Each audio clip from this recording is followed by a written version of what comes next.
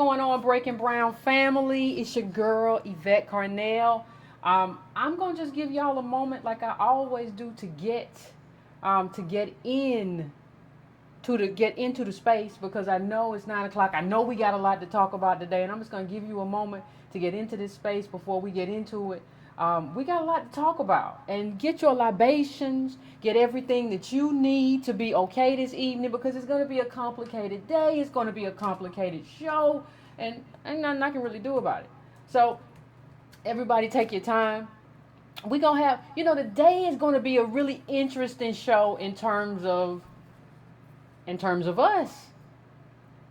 It's a show that I actually didn't even want to do. For a number of reasons, and especially after the day, I'll tell you exactly why I kind of didn't want to do the show. I kind of was thinking to myself, maybe we'd be better off without the show right now not because of anything that I was going to say or of anything that I need to say, but because of the reaction, the very emotional reaction that I was getting from other people talking about what I'm talking about. So I want to give everybody a moment to file in, get your libations ready, whatever that is for you. Please get that ready. We about to have a conversation. Get whatever you need, however you need it, because we about to have some interesting times. Please, please, please, if you get the newsletter, please take time. Hey, everybody, what's going on, everybody? Get your libations. If you get the newsletter, please check your promotions folder and make sure the newsletter is there because it has a lot of links. And when it has a lot of links, it goes to the promotions folder a lot of times. So please, please, please take care of that. Also, what I would like you to do, in addition to that, if you want to donate to what's going on here and donate to our community, I want you to go straight to breakingbrown.com. You can go to donatebrown.com. Please like and subscribe. I'm rolling up my sleeves because it's going to get ugly today. Please like and subscribe to the YouTube channel. Please do all of that. They're already talking about Herbalife and frauds. Please, please, please take care of that. Also, if you're going to, like I said, go to subscribe-to-brown.com. Make sure you like and share. Now, listen. I want to tell you why I start. I want to tell you why I almost decided at the end. I almost decided not to do the show. I was just like, I don't even know what's going on, fam. I don't even know. I was like, I don't even know if I want to do this no more. I don't even know if I want to do this show. Because what was happening when I was starting to talk, now I had a great conversation with a brother today about Bitcoin, who's a audio visual guy. He was doing some stuff for me, and I had a great conversation. But some other people that I've had conversations with about Bitcoin, it got real emotional real fast. And the only thing that I'll say about that is that if you cannot disagree with me without getting very, very, very emotional, that is a problem that belongs to you. That is an emotional problem that belongs to you, and you might need therapy. Or whatever you're involved in might not be the best thing because there's no reason for you to get emotional when we're having a conversation about an investment. I can agree or disagree with your investment. So what I'm going to do right now is something that I don't normally do. I'm going to try to ease into this because there's some pit bulls and rabbit dogs and biting and calm yourself down. Be easy. Everything's going to be all right. And I don't care if you want to mortgage your house for the Bitcoin or whatever you want to do, however you want to do it. Don't come at me crazy. Now, you can call me at the end of the show and we can have a conversation. But if you call me, but goddammit, I told you, and you don't want nobody to have no money, and you just being negative, then don't talk to me. I'm just going to let everybody know this show. We can have a conversation, but I'm not even going to warn you today.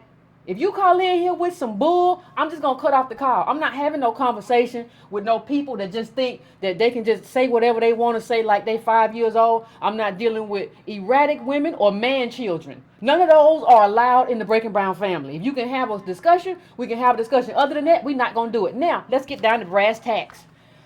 For those who don't know, let's just give it a little bit of background.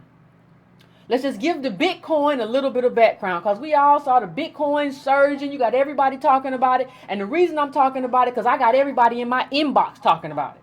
I got everybody in my inbox saying, Yvette, you wouldn't have to be so negative. If you would just get on that cryptocurrency, you wouldn't have to be doing all this. You wouldn't have to take donations if you would just get on this cryptocurrency. So I've had this. This is not like a shot at anybody, any one person. People are like, oh, Yvette's taking shots. She's taking shots. The boy's taking shots. I'm not taking shots at nobody. I'm taking shots at what's in my inbox. I don't know how many of you understand that what I address a lot of times on this show is about what shows up in my inbox. That's a large, like I talk about wealth and I talk about all of that, but a lot of what I talk about too is what shows up to me. And people say stuff to me and then I say, well, I might need to talk about this. If I get more than a few emails about a thing, I say, I might need to talk about it. Okay? I might need to have that conversation. So I'm just going to give you a quick background, then we're going to get the crux into what's making, some of what's making me very uncomfortable. So when we talked about Bitcoin, I don't know how many of you remember, that Bitcoin was how, for in terms of hierarchies, the central bank controlling everything. People wanted to bring an alternate currency. We had it like Silk Road. It was doing it for black market. It was doing a lot of black market stuff where people couldn't clean that dirty money, right?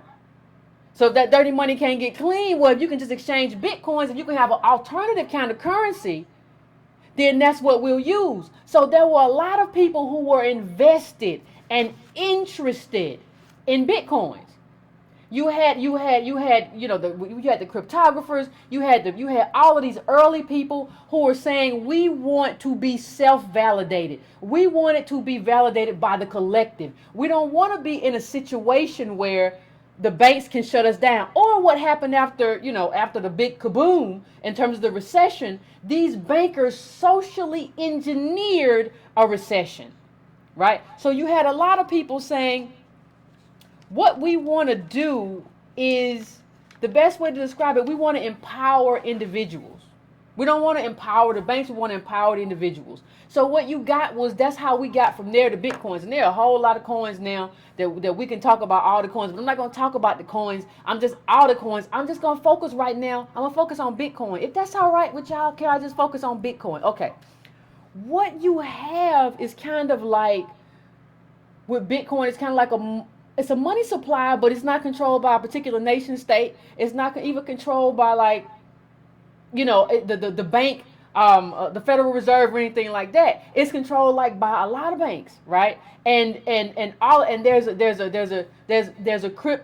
encryption that ensures that everybody knows when this kind of Bitcoin exchanges and when all this stuff happens, and that's how they got it set up. And it's supposed to empower people, and it's not just supposed to empower people like not having banks. Is supposed to mean that people who have money, who don't have money or access to banks, can have banking and things like that. So you can maybe, the thought was maybe you could get a micro loan. And there were a lot of libertarians in it because we don't need no nation state anyway and all that stuff. So that's kind of where we started. And all the Bitcoins are encrypted, and you have people mining these coins with these expensive, like, look at this. I'm just going to show you this real quick. This is one of, now they're telling me now that you can cloud mine, but this is one of these $1,000 machines that's used to kind of mine and use a lot of electricity that isn't necessarily necessary to be used to mine the coins and do all of that sort of thing. So that's kind of, when we talk about the Bitcoin, that's what we're talking about. And that's what we're talking about in terms of where it comes from. Now, if you ask how it's secured, people will tell you, Yvette, check out the blockchain. The blockchain is a smooth chain. Now, I make this a little bit bigger for you just so you can kind of get a sense of what I'm talking about. I want you to look at this. And then we're going to get into the nitty and the gritty, but I just want you to look at this in terms of the mining network and the block and the verification and the chain and how they go about ensuring. Oh, video playback was interrupted. Let me see. Am I still on? Okay, how they go about ensuring what we need to ensure, okay? So that's where we are. So somebody said Bitcoin is the future. I mean, how many people agree? How many people agree that Bitcoin is the future? regardless of what it is, that you think, I need everyone to just pay attention to what's happening. Okay, this is where we are now. A lot of this stuff that we don't understand was kind of intended for the third world, because when you look at the people initially, they said, well, this could be something that's good for people in the third world. We're not supposed to be a part of the third world. And it was used for remittances. People said it would replace Western Union. And people said you could be unbanked. But see, the problem, there are a lot of issues with this. Okay? There are a lot of issues with this Bitcoin. And what we're going to try to do today is address some of them. And we're going to try to do it in a mature way, so that you don't have to call me a hater when I discuss what could possibly go wrong. Now, understand, what I say could possibly go wrong, I'm talking about in the context of us being African Americans.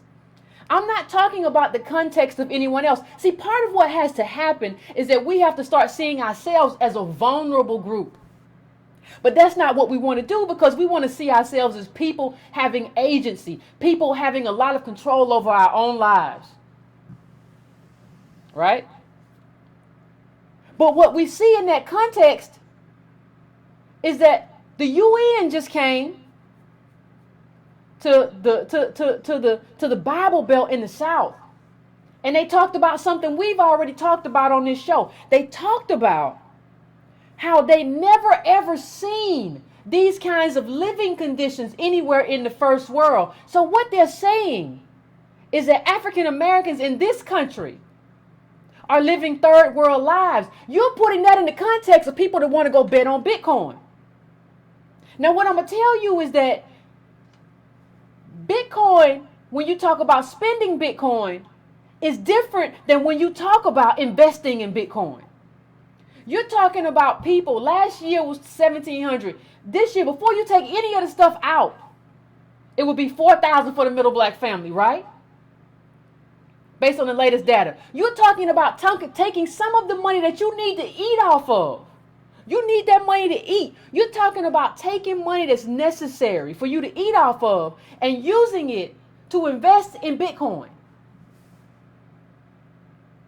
Now, what you're also talking about, and something that we don't think about very often, what you're also talking about is taking that money and you're talking about infinite versus finite attention. What do I mean?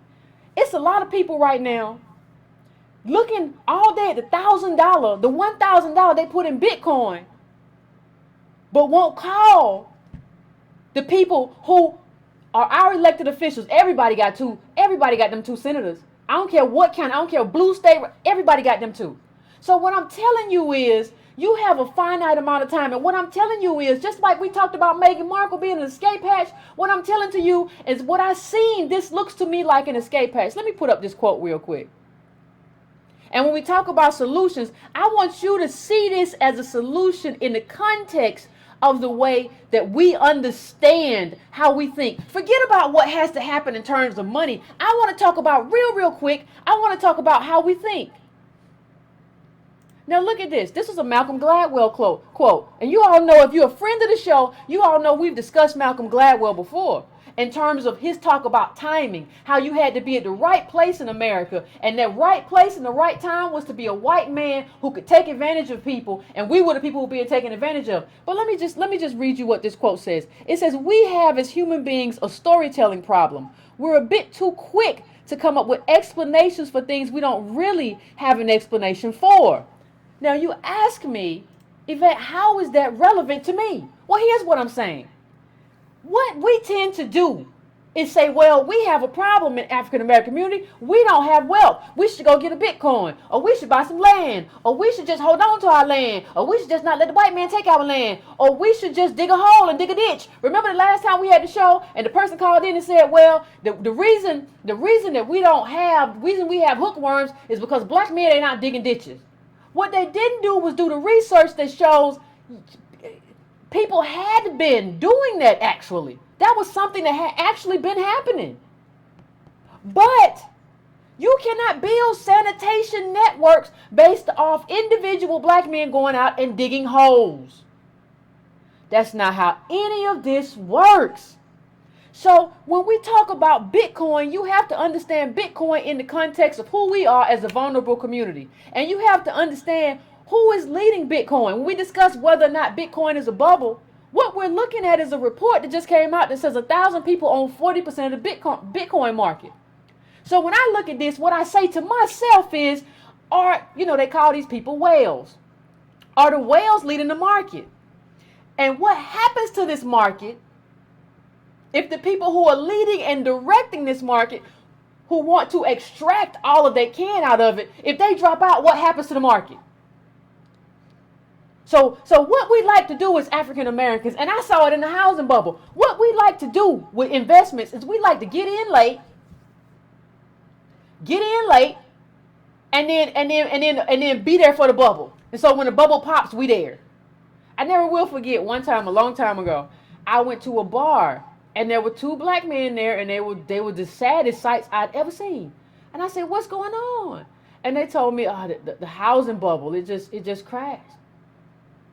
And I was paying attention to it, but I wasn't paying attention to it in the context of my people who had gotten into it late, gotten into this sort of scam late in the game. I didn't pay attention to it in that way, right? But that's what happens a lot. And so what you have and what you have to understand when you try to distinguish, you have to understand something. You have to understand one thing, and I'm going to say it very clearly. There is a difference between investing and guessing. Let me say that one more time. Just so we're clear. There is a difference between investing and guessing. I saw somebody say, "Well, I'm in Bitcoin, but I just got a little bit of everything. I have a little bit of Apple, I have a little bit of Nike, I have a little bit of smaller companies, I have a little bit of everything." That's somebody who doesn't understand the stock market. That's somebody who doesn't understand how commodities, futures, and stuff are traded. Because you don't just, when I talk to people who really do trade, it kind of blows your mind a bit, because it's math, it's a lot of stuff that goes into it. And these are people who have money. First of all, they have some scale. Maybe they don't have all scale, but they have some scale. But the biggest thing is, they're not just grabbing a bunch of stocks and cobbling them together and saying, "Well, I got diversity in my stock market. I just cobble." It all can't fall at the same time, can it? Yeah, it can. And if it don't fall to zero, it can fall to damn near zero. And then how long are you going to take? Are you going to be in a position to wait for that stuff to build back up when you need to eat? See, investments aren't there for that. See, they're there to be there for something for you to live off of, or to have this income off of. They're not something, and for you to have the best investment to have, the best investment that you could have, the best investment that you could possibly have is to have some kind of inside information. It don't have to be insider trading, but to have some information about something that's going to happen, and then you trade on that information. That's the best way to be. Or you can be a person who watches this stuff all the time. Like, you're a professional. You watch this stuff all the time, and you know the price, the earnings ratio, and all of that, and still you have to have some money to scale that. That's the prime place to be. So when I look at Bitcoin, there are some things that worry me in terms of how African Americans are reacting to Bitcoin. And here's a quote that somebody put up, and I think there's a problem.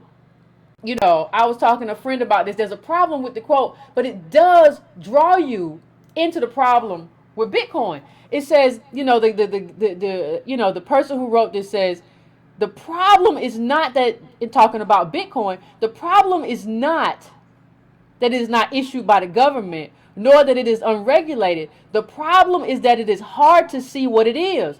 Well, you can't see what it is because it is unregulated. You can't see what it is because the government isn't telling you what it is. You can't see what it is because it's not on paper.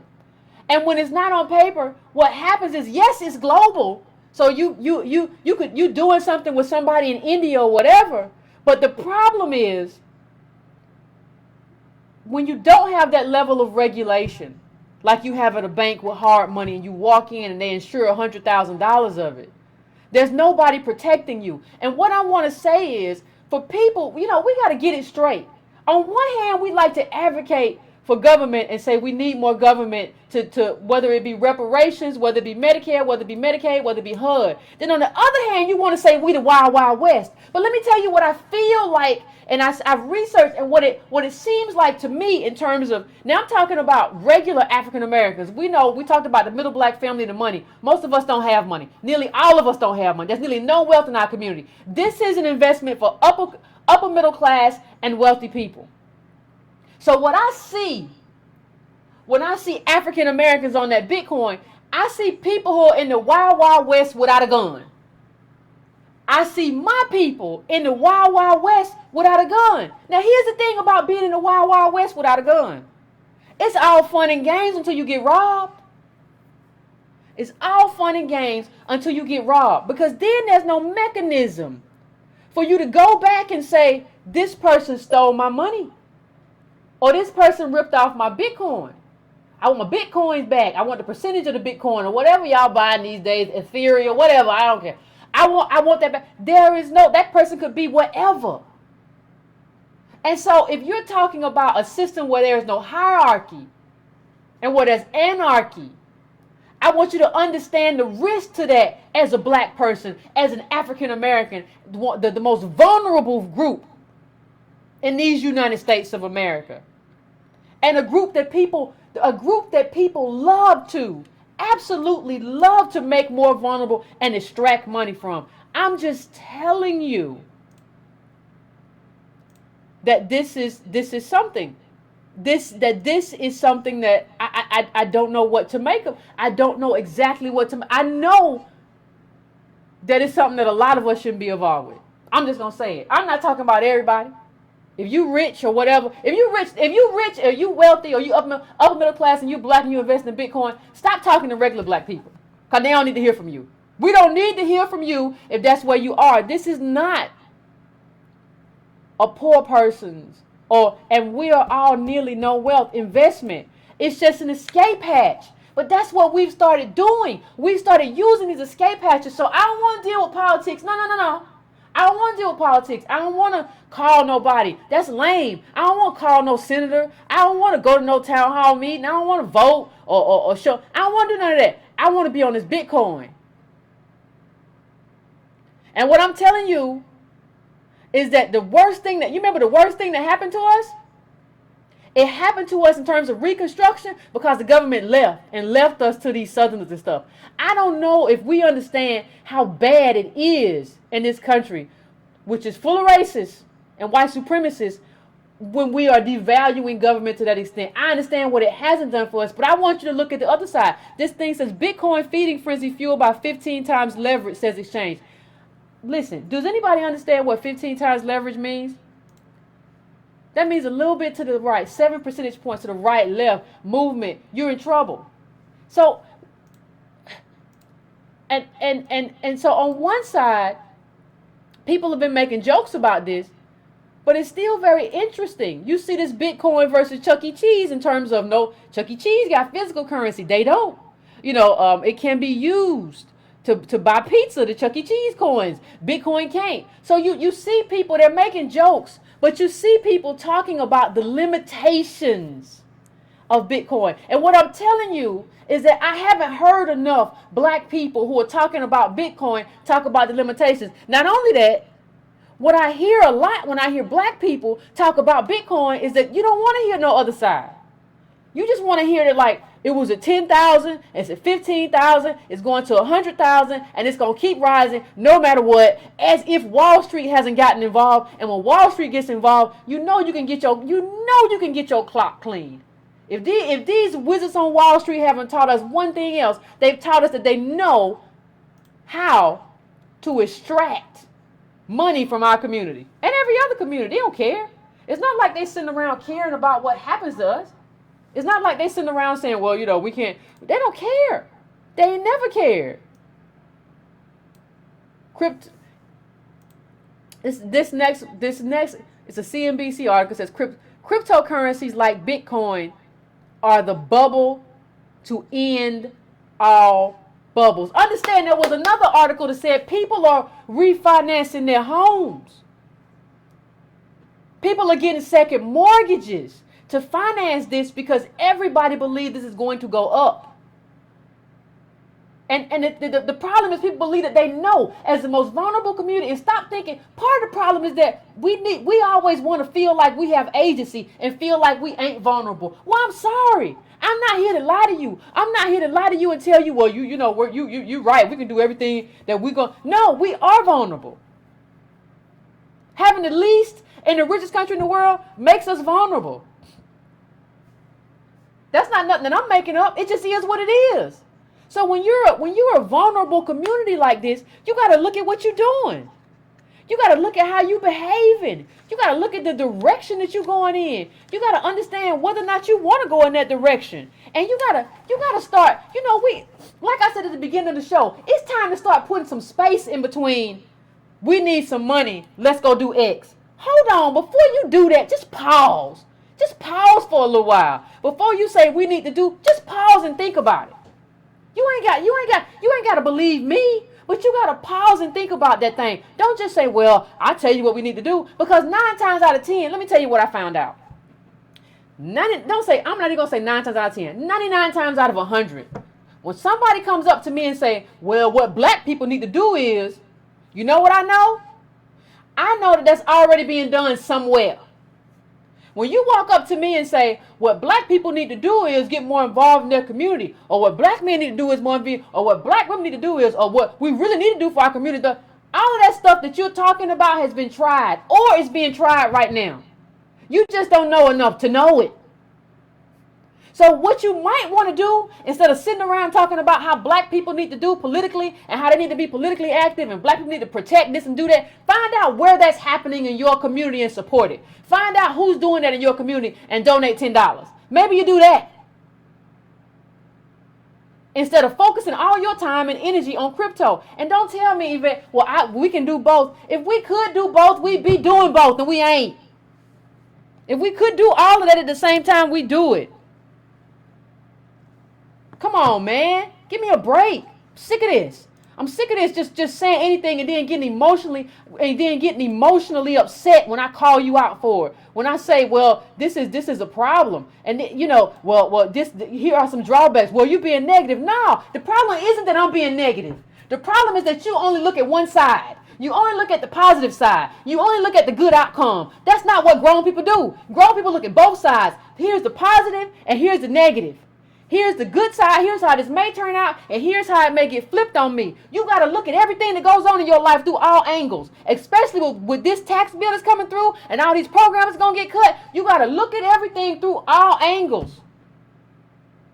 If you're not looking at everything through all angles, we're screwed. We are screwed. And let me just put up a clip, and I just want you to take a look at it. And this is from The Verge. And it's very interesting in terms of when you talk about cryptocurrency, it's very interesting in the sense of what are the limitations of cryptocurrency, but what is it going to be used for? Because we're finding out some stuff that we haven't found before. So we're asking ourselves, what is it going to be used for? So let me just put this up real quick. It says, Steam no longer accepting Bitcoin due to high fees and volatility. Because Bitcoin is saying we're supposed to be used for expensive stuff. We ain't supposed to be used for all this piecemeal stuff, no way. We're supposed to be used, and so you're talking about a transaction that's going to cost $10, $15, however much. And how that limits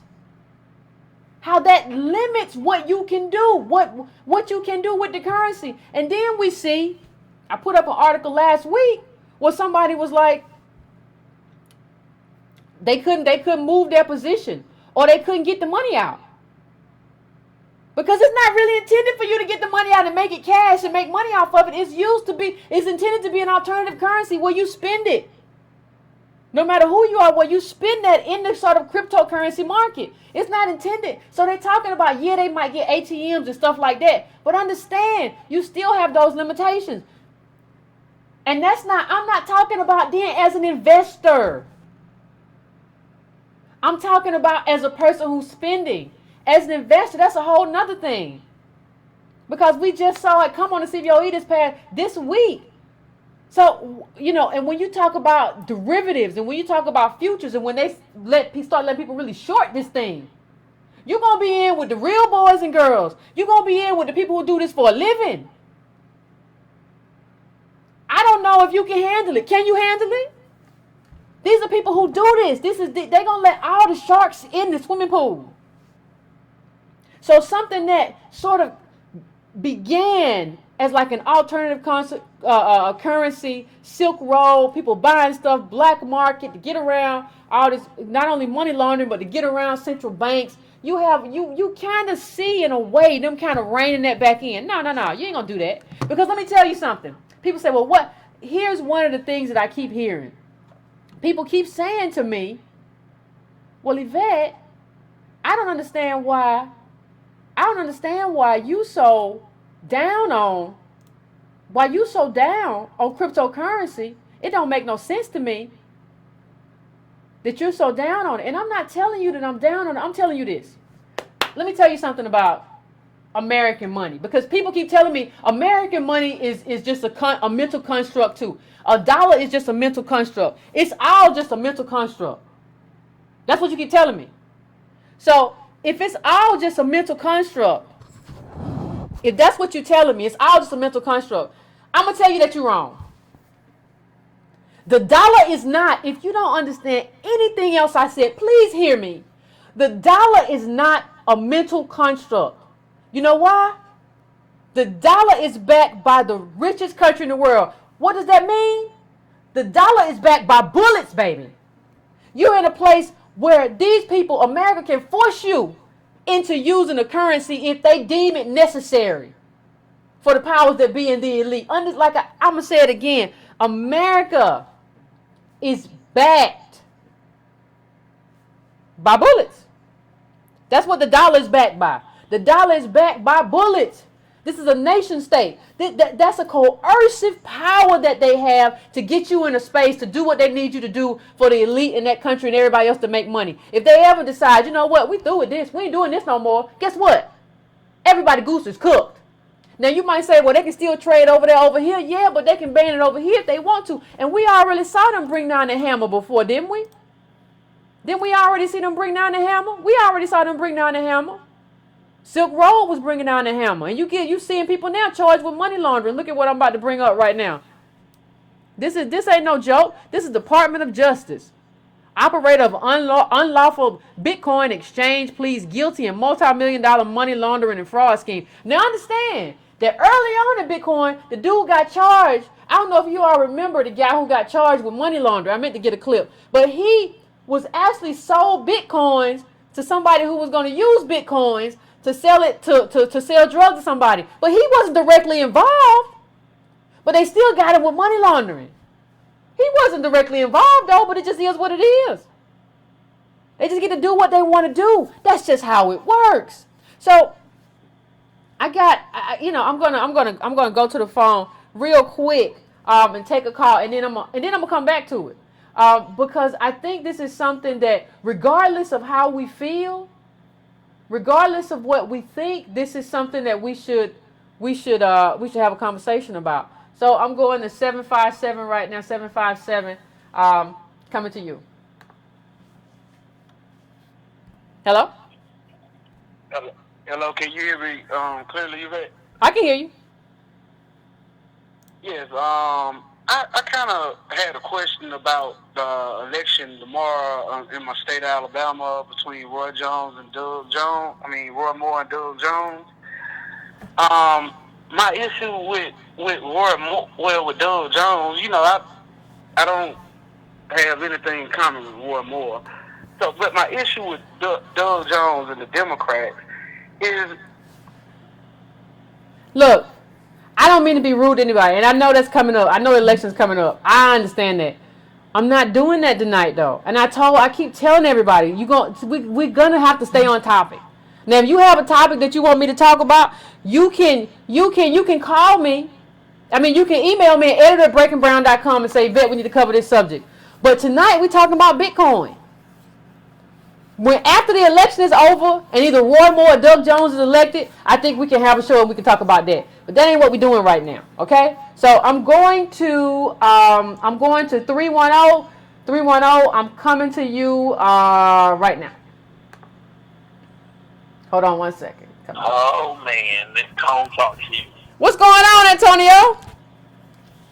I've been getting nothing but messages about voice watching and Bitcoin, everything in between.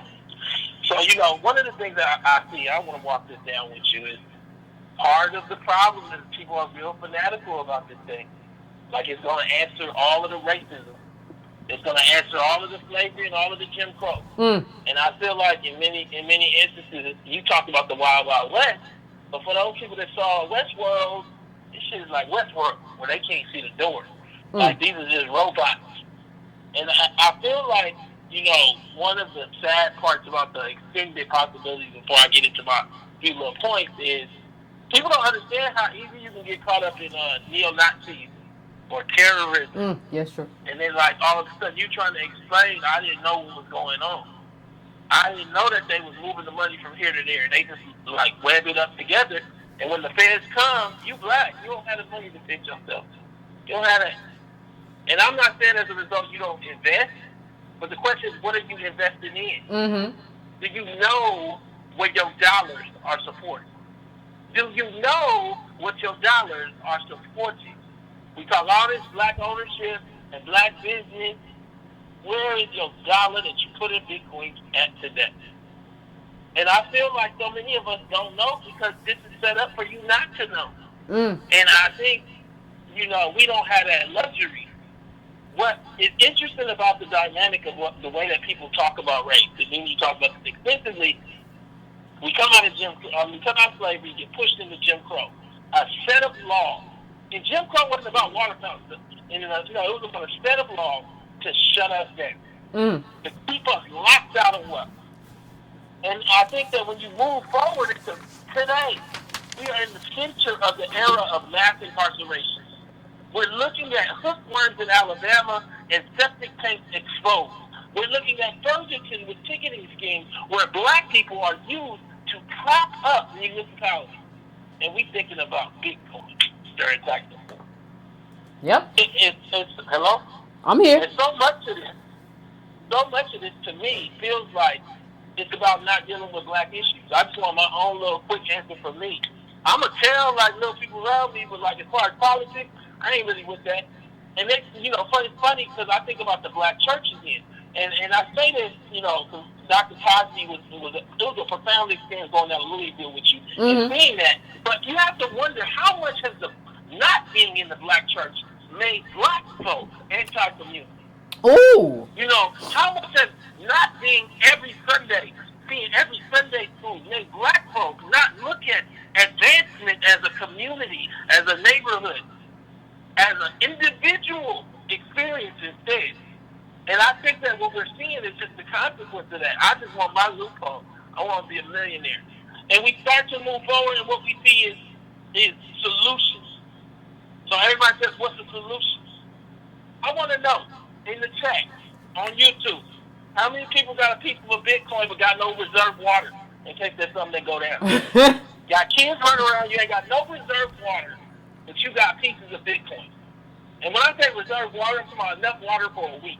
So you ain't got no reserve water. Now I'm going to ask you, how many of y'all got a gun? Got no gun, but you got a Bitcoin in case anything go down. I don't even think we know how to survive no more. And what happens is we just come up with a hopeful tactic, thinking that if you can throw hope at the window and end up with an answer for systemic racism. The middle black family in this country is worth $4,000, a couple $100 liquid. The top 5%, all you gotta have is $350 hard. Bitcoin is trading at 15,000, 14,000. What's that? 3 black families? Yep. Really? Really? They're in tax reform? We talking about this? I look at so many parts of this are just so interesting for me because I've had exposure to wealth. You know, from the bottoms of Freeway Rick to the top of Byron Allen and everything in between. And when I look at it, like Freeway Rick put up the money for Anita Baker in a duffel bag, $600,000. He could have done DJ Pooh $200,000 instead. He went with Anita Baker because there was gold plaques at Dick Griffey's office and all that stuff. He put the money up for her first house. Now understand this: he didn't make no money on either investment. You know why? Because dope money don't get to be changed up. And so what I'm saying to you to make the point is, you can celebrate what the price point of Bitcoin coin is. Tell me when you pull it out. I'll talk to you then. I'll talk to you when you pull it out and you have that money sitting on your counter. And then I'm going to talk to you a couple years later when the Fed did come. For they tax money and whatever else that you got involved in. All of that has to be added up before we assess whether you won or lost in this investment. And I think for a lot of us, we're looking at escapism and the fantastical recreations of what this nation called America is. We have no understanding of money. We have no understanding that one of the key components of money, and that's what I mean about coming back to Rick, he had no recourse because his money was dope money. So he couldn't go to court and say, I put up the money for Anita Baker. No. So what is the money worth if you can't go to court? None. This is Bitcoin's fundamental problem. If you don't have real recourse, so everybody says things about like how they have protection, but this thing is international. So how do you feel like you have protection if this is international? You can't answer that. You can't answer that. And the last thing I'm gonna say is, you know, I'm doing the show this Friday, 7 o'clock, Dash Talk, Dash Radio. I love that y'all tune in. Hustle Talk, Bitcoin, Herbalife, and prepaid legal. When we gonna stop with the escape action? And I just want to support Yvette. I hope everybody makes some money. Stop telling me about your friends that made some money from Bitcoin, and just tell me how many coins you got. Just you. And I wish you let people make the best out of it. But what I'm saying to you is that when it go left, don't be quiet when it go left. Like if this collapsed, I want you to tell us as much when it collapsed as you would have told us if you made $1 million. The problem is everybody know how to talk when they win. Not too many people be talking when they lose. I'm out. Thanks, Antonio. I think Antonio hit on a very good point, right? Like part of the thing that we have to do as African Americans. If you made some money on Bitcoin, you're gonna have to show us the accounts. I'm not just not gonna trust your word. No. You're gonna have to show me the coins or show me the cash or whatever. You gotta show me the accounts. But one of the things that has to happen too, and this is very important. One of the things that has to happen is that we have to understand the importance of enforcement. So somebody said, so Antonio just said, well, it's international. So what if you get a Bitcoin or a coin, any kind of coin, not to be a Bitcoin, and the person who the company or whatever that's selling parts or share whatever is in another country, and then it goes under. Like, how do you go there and be like, no, I invested. This is my money. Like, how do you enforce that? Because part of what regulation does, and see, we've gotten so into this Republican bull, that this conservative bull, that we don't need regulation, that we don't understand part of what regulation does, it protects the consumer. The Consumer Financial Protection Bureau is one of the good things. It should have been much better under Elizabeth Warren, but one of the decent things that came out of the Obama administration. Right? Because it was there. At least there was a mechanism in place that somebody later could improve on. Obama waters down everything. He's a centrist Republican. But there was something there that later on somebody, a leftist or somebody further to the left could improve on, because it protects consumers. See, everybody has always, from Adam Smith on, has always understood that these companies and these people who have money collude to extract and to scam consumers. So there has to be the only entity in place that is big enough to drop the gavel and be like, no, is the government. Ain't nobody else big enough to do it. And you have the big gavel because you have a government that's the most powerful military, powerful government is America. So you got a big gavel if they're willing to drop it. The whole problem is, Our government has not been willing to drop. We haven't been willing to press our government. You need to drop the gavel on these people that's taking advantage of us. Drop the gavel on these banks. Drop the gavel on everybody that's trying to take advantage of us. I want more government because these people scammed us with subprime mortgages, even though we had good credit. I want you to take a look at something while we're talking. Just take a look at this when we talk about where we are, because part of things is black people like to take themselves away. That's what we do. We just pull ourselves away from our situation. So we don't know. We don't seem to understand what our situation is. So we see ourselves individual apart from our situation, understanding that you are never apart from where you come from. You are never apart from who you are. That's where you come from. So that's what we do. So let me just show you this real quick. I'm going to show you something very, very quick in 1 second, which I think is going to be important to kind of understanding where we are and kind of how we got here. So I'm going to pull this up a little bit. And this is the percent of homeowners.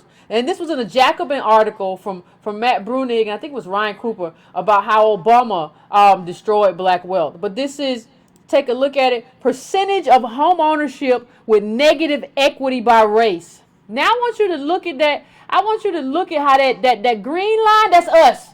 See how it spikes? See how that line spikes? Because we have more of our wealth, what little of it exists, in our homes. And what happened is we got screwed over. We got screwed over during the Great Recession. And when Obama did hemp, and people say he couldn't do anything, the home ownership, modification. When he couldn't do anything, he did everything he could. Obama oversaw the agencies, the personnel, the rules, how the rules were going to be enforced. He oversaw all of that. So that is what we're looking at. And I'm going to put up another one in just a second. But I want you to look at how that line spikes. We do data here. We don't just make stuff up. Okay? Now, I want you to look at another one. I want you to look at another one for me. This is percentage of home ownership by race. And I'm going to make it big enough for you. And just look at it. I want you to look at that. Again, the little line dipping at the bottom below everybody, that's us. The little green line, that's us. And understand that when that happens and you talk about wealth, understand what that meant. Understand that meant that's people getting kicked out of their homes, more likely to be poor, more likely to be unstable. Because you should not be just trying to get a Bitcoin to help yourself and help your family. You should be trying to get something to help your community, because that's stability. We have said this time and time again on this show, but stability is not like an individual commodity. It is not now, nor has it ever been. I'm going to say that one more time. Stability is not an individual commodity. It's just not. It's a community property. That's it. So I don't understand how we just don't tend to see that for what it is. And so you want to talk to me about Bitcoin, but when I talk to you about Obama, and then you want to say something like, well, that Obama's gone, why are you still talking about him? That's such a simple way to look at things. That's such a kind of simpleton way to make assessments. The truth is, no president, and understand this when I say it, no president is ever gone.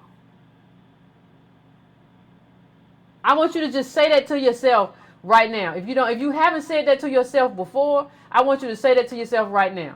No president is ever gone. The policies of a president outlive that president. That's why we had an LBJ movie not long ago. Because the policies of any president outlive that president. So we don't stop talking about a president. That's just not what we do. And we shouldn't do that. So I bring up these numbers for a very specific reason, for you to understand how we're situated and what we have lost. I want everybody to understand how we are situated and what we have lost. Now, if you want to spend Bitcoin, and what you're banking on is the idea that eventually it will become a legitimate currency. That's what everybody's banking on. And if you want to do that, I ain't here to stop you. I'm not here to stop you. I'm not here to tell you that you can't. I'm here to tell you that there are two sides of that coin. And I'm going to tell you something else in a minute. But right now, I'm going to go to the next call. This is a 312 area code 312. I want to know what's your name, and I want to know where you're calling from. Hey, Yvette, this is Malcolm. Hey, Malcolm, how you doing, brother? I'm good. I'm sorry I didn't get back to you earlier. No problem. So I just want to go over a couple points about Bitcoin. So people don't understand what these algorithms are. People don't understand any of this, and they think that it can be some panacea. So let me just go through a couple points. Okay. First of all, Bitcoin is based on an algorithm where miners mine. Right now, currently, the miners that mine the Bitcoin use up more energy than the state, or more energy than the country of Ireland. Excuse me. Not Ireland, Iceland. Oh. In 2 years, the Bitcoin miners will use more energy to solve these hashing algorithms that provide the security than the entire world, than the United States. Sometime in the early 2020s, they will use more energy than the world consumes right now. What? Bitcoin is not sustainable in its current form. But no one invests, well, I can't say no one. Most black people investing in it do not understand this. Unless Bitcoin completely changes how its core structure works, it's not sustainable. Bitcoin is going to crash anyway. Now, cryptocurrencies might be sustainable, but Bitcoin itself, most likely not sustainable. Well, let's go to something else. Security. John McAfee, so the guy who created the first antivirus, who was in Belize and all that stuff, he's a Bitcoin miner. He himself has said he has lost thousands just transferring Bitcoin. Because you hold these things on these wallets, you hold these things on your laptop, but your laptop has keystrokers all over it, and they know your password to everything, and they're just waiting. I watched a ton of lectures yesterday on him talking about this. They're just waiting for one day where they got the Chinese hackers or the Russian hackers, they got access to all of our computers, all of them. And they're just waiting for one day to come and just swipe all your Bitcoin. Tons of people. I mean, somebody lost, one of the Bitcoin exchanges lost 70 million in Bitcoin. Shit. Right? If you're not getting one of these hardware devices where you're holding your Bitcoin on a hardware device completely separate from your mobile phone or your laptop, you're going to lose your Bitcoin. Right? Don't understand that. Let's talk about the political risk. Any country in the world could decide, you know what, I don't want my fiat currency to be usurped, and I'm going to make Bitcoin illegal. I'm actually going to make all cryptocurrencies illegal. At any time you have that political risk. Anytime. But none of these black people are really understanding this. And let's talk about the average black person that would invest in this. Let's say the average black person's wealth we know is $1,700. Let's say that was all liquid. And let's say that you invested in Bitcoin, and let's say that Bitcoin went up another 1,000%. That's still only $170,000. That's no money. So you have invested all of your wealth to make $170,000. That's not worth it. You can only invest in any investment what you are willing to lose 100% of. And my question is, at $1,700, $200 liquid, are you willing to lose all of your wealth? You have none already. Are you willing to lose the end of it? Maybe you're like Donald Trump and you say, well, I have nothing to lose. But it's not a panacea. You still don't even have $200,000. You can't play in this capitalistic society with $200,000. Nope. And the last thing I will say is that this is the internet in '96. It might be something in the future. It might be something 10 years from now, 15 years from now, right? Yeah. But what's the chance? There are hundreds of coins out there, right? What are the chances that you pick the Amazon? right? Or that you, or what are the chances that you pick the pet.com, right? What are the chances that you pick the right one? There's no way you can pick the right one. You have no clue. There's at least 4 or 5 new algorithms coming out that backing all of these cryptocurrencies. Even the people in this, I've watched tons of lectures where they're sitting there. I mean, there's these people with PhDs, these people who are so smart that they created this stuff at 19. I mean, the guy who created Ethereum, he's a genius, created this stuff at 19. I just watched a lecture this morning where he said, I have no clue what applications this stuff is going to have. I just don't know. No one knows. None of these people in the space do not understand the technology fully. They do not understand where it could go. So why in the world do you think, as the most vulnerable population in this country, that your ass could understand where the fuck it's going to go? Please.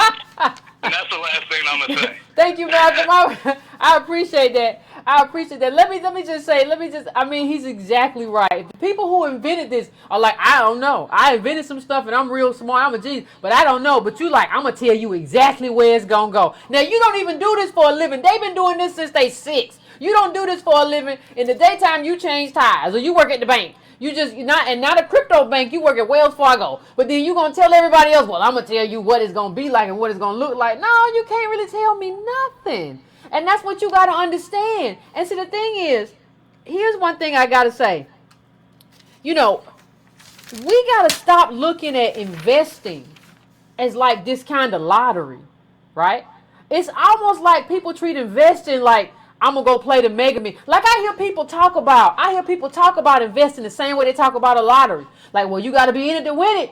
That's not what investing is about. Investing is about information. And you're not even, with crypto, you're not even investing because you don't have the information. Like Malcolm just said, you don't have information about these algorithms. You don't know about this electricity and how it's going to be unsustainable. We already got all kind of global warming, all kind of crisis. You don't know anything about that.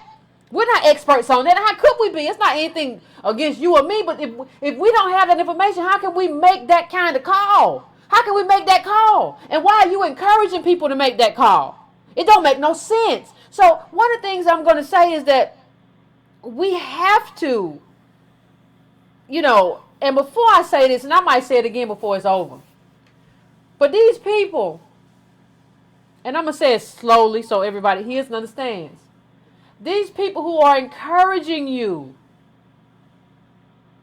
to invest in cryptocurrencies and these coins, one of the things that has to happen, this has to happen, black people, understand this has to happen. This is the era of accountability. If I haven't done anything else in your life, please, I want to have brought in the era of accountability where we hold mofos accountable, right? If somebody said to you, you got to be in this, you need to be in cryptocurrencies, you only need $100 or $1,000, and you lose your shirt, you lose your money and it busts, don't let that person, straddle the fence. You don't get to straddle the fence no more. No, Negro, you all in or you all out. If you did that to black people and you told black people to get in this stuff and they lose their shirt, you don't get to say, well, last week I said last week I told y'all it might be a scam, or last week I told y'all it might be a bubble. You don't get to mic for a community that's vulnerable. Screw you. You don't get to do that to us. You don't get to come on there and tell us that we need to do this. And then everything goes undone and you try to skate away and slink away with your tail between your legs. Now we got to grab that tail and drag you back. Where you going? I saw you. I saw what you did. You told us to go do this. Some people out there selling stuff said, go do this. Go try this. You got to be in this. I heard that same stuff when the mortgage bubble happened. I heard that same stuff. It was all these seminars everywhere talking about how to flip a house and all this stuff. And black people got caught out there. Black people got prosecuted over this stuff. And I'm going to tell you, please don't believe that you can't get prosecuted again.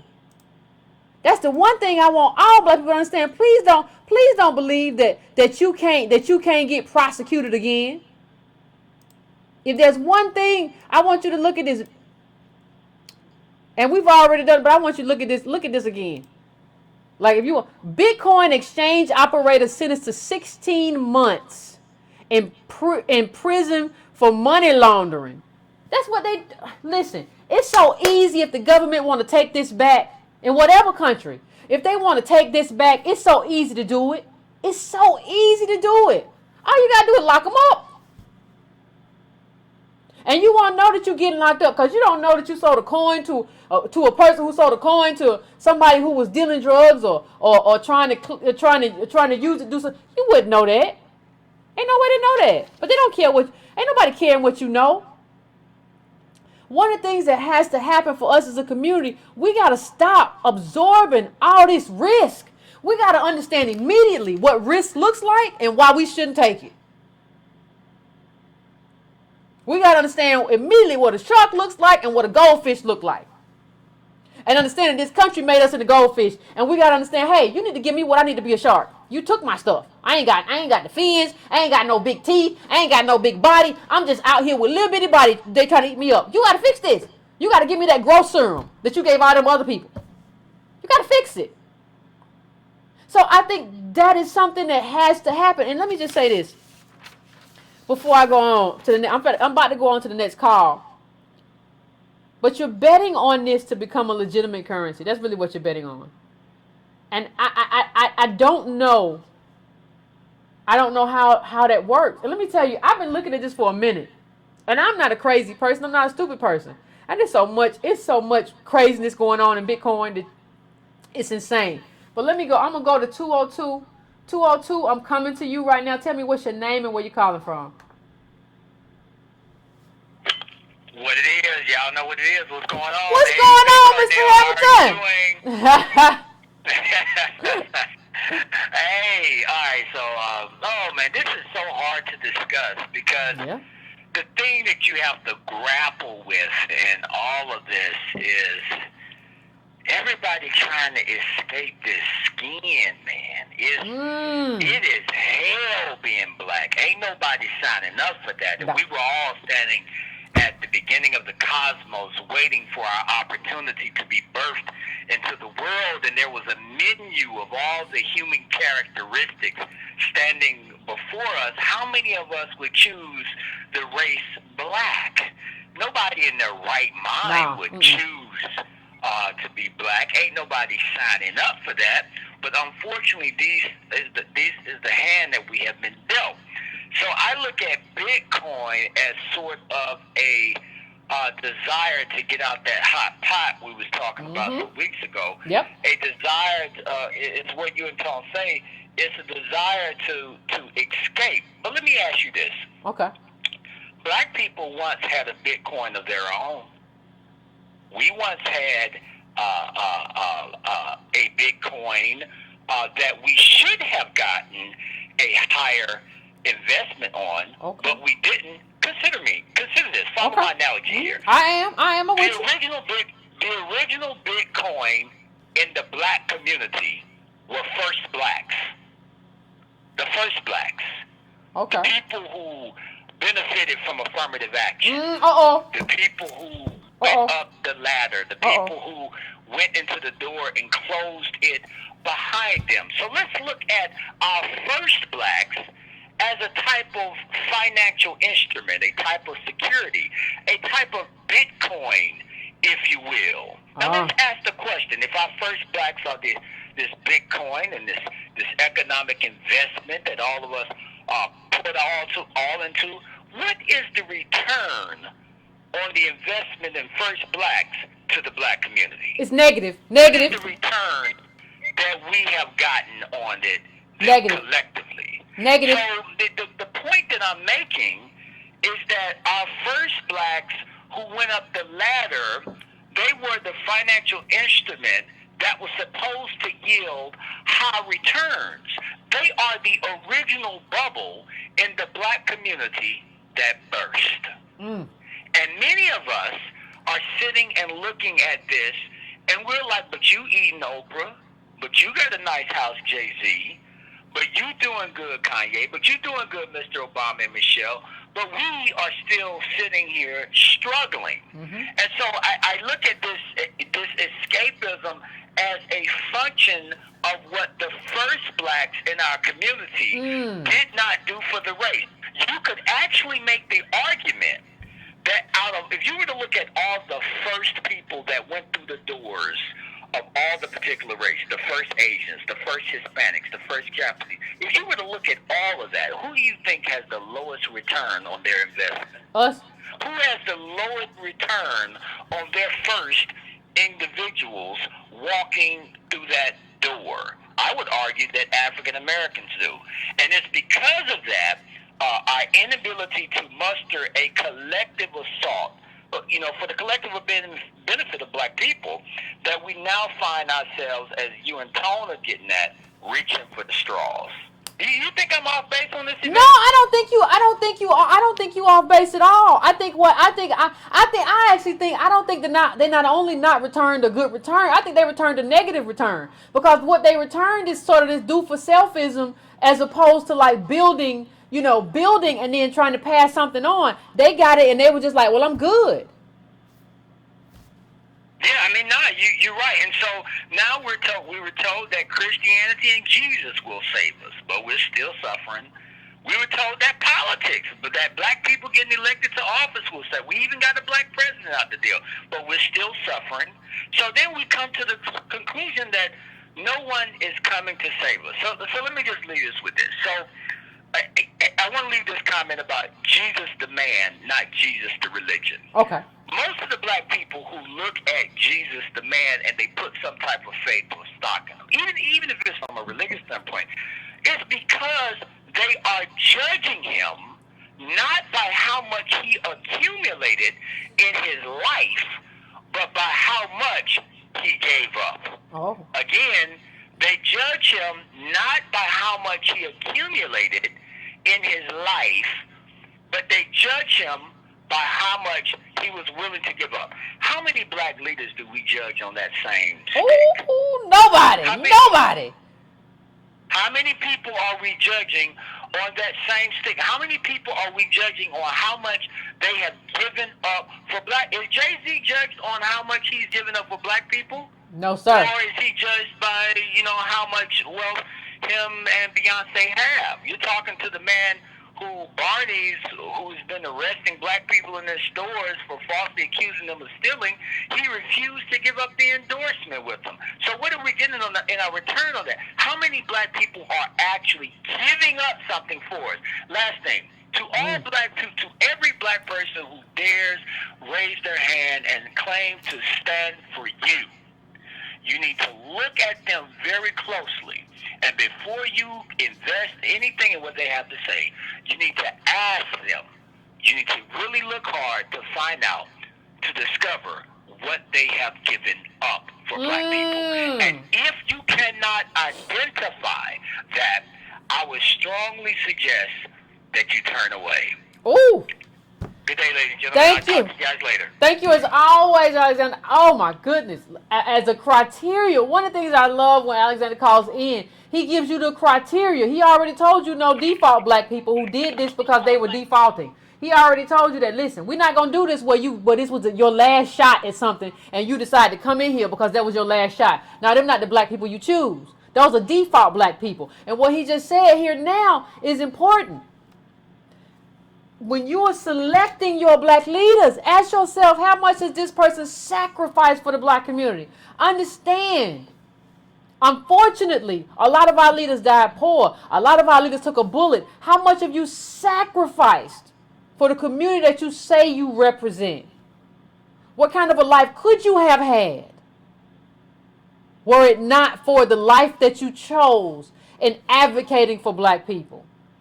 Right?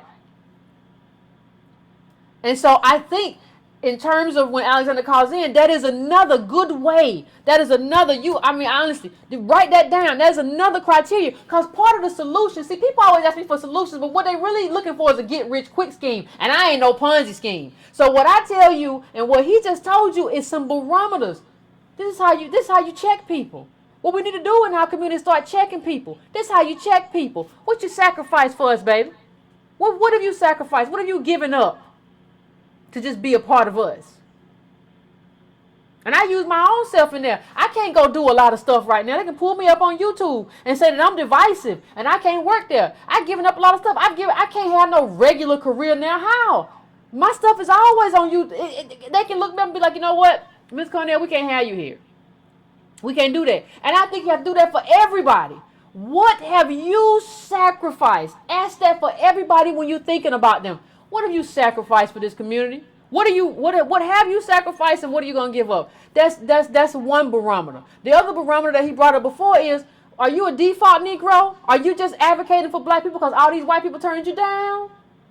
Is that what you did? Because all these mainstream places turned you down, so you said, well, I guess I just deal with black people. I can't figure it out nowhere else. That's a default. You a default black person. They cannot be trusted. So I think you have to define a set of criteria for yourself. And I think part of what we're doing here is helping set up the criteria for how we assess black people, black leaders, so that we can move forward in this kind of political environment. So now I'm going to another caller. I'm going to area code 425. Area code 425, I'm coming to you. I need to know your name and where you're calling from. Hello, 425? Hey, it's Alan from Seattle. Hey, Alan, how you doing? Pretty good. Thanks for taking the call. I wanted to No problem. basically touch base and talk about Bitcoin. Okay. So a couple of your callers said a couple of things that I wanted to kind of dispel about Bitcoin. One of the reasons why people use Bitcoin is because there's anonymity. So whenever you buy a Bitcoin or you sell a Bitcoin, there's no real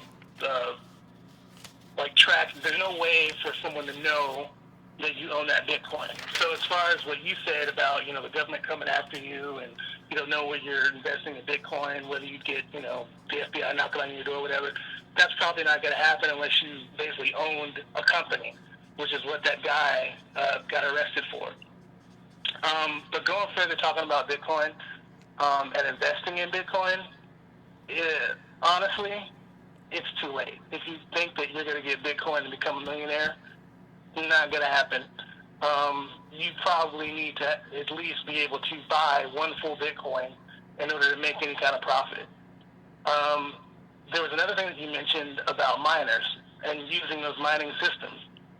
Now, understand that there's different types of systems for different types of Bitcoin, or currency. So there's a machine that can mine Bitcoins. There's another machine that could mine Litecoins. Personally, what I feel, the best investment is to be a miner because you're able to create Bitcoins as opposed to buying them.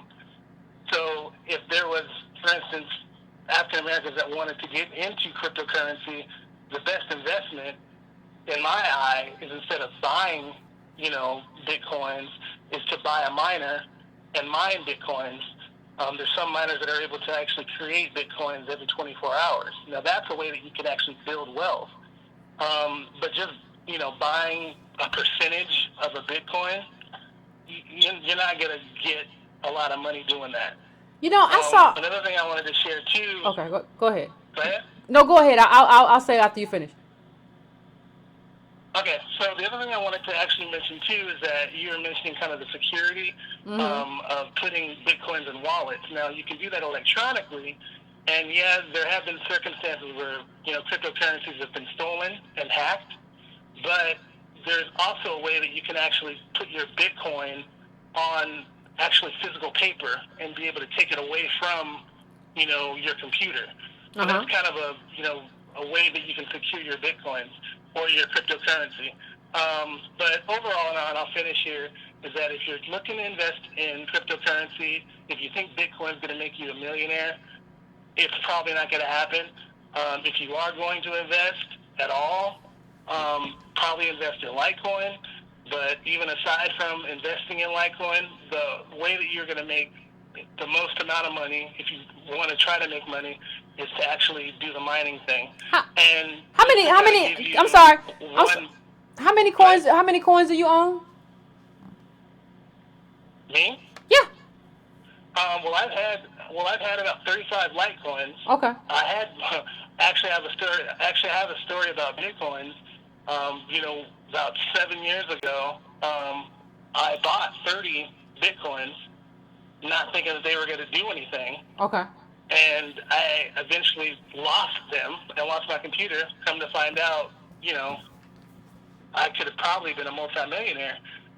But I mean, like I said, the other thing too is that there, it does fluctuate. So it is at, for instance, it's at 16,000 right now. Bitcoins definitely are volatile. If people, sell all their Bitcoins, the price will go down. But right now, as far as Bitcoins, it's probably going to go up more because China's in it and all these other countries. But other than that, I don't know. Like I said, you're not going to be a millionaire off of Bitcoin. It's too late. Like how much are Litecoins worth though? Like you said, you own a few Litecoins. How much Litecoins are worth in cash dollars, not Litecoin dollars? So Litecoin right now is trading at nearly $240 per Litecoin, and for the past day or so, it's actually gone up $100. So for Litecoin's rising. And you got how many? I mean, it's still volatile. You got how many Litecoins at $200? 30. 30 at $200? Do that math for me, brother. And how long you been in this? Like I said, I've been doing it for a while. But all I'm saying is that, I mean, for me, I think the best thing to do is to actually mine the coins as opposed to buying them, because you're gonna make more money if you're mining them as opposed to buying them. You gonna mine them in the cloud? How you gonna mine them? You gonna mine them with the machine, or you gonna mine them in the cloud? Because that machine takes a lot of electricity, like Malcolm was saying. It's gonna take more electricity. How you gonna mine them? You know what it is? As far as the electricity is concerned, it's basically like plugging in, 5 high-powered gaming PCs. All right, brother. I appreciate you calling in. I appreciate you calling in and talking to us about your experience with the Litecoin. All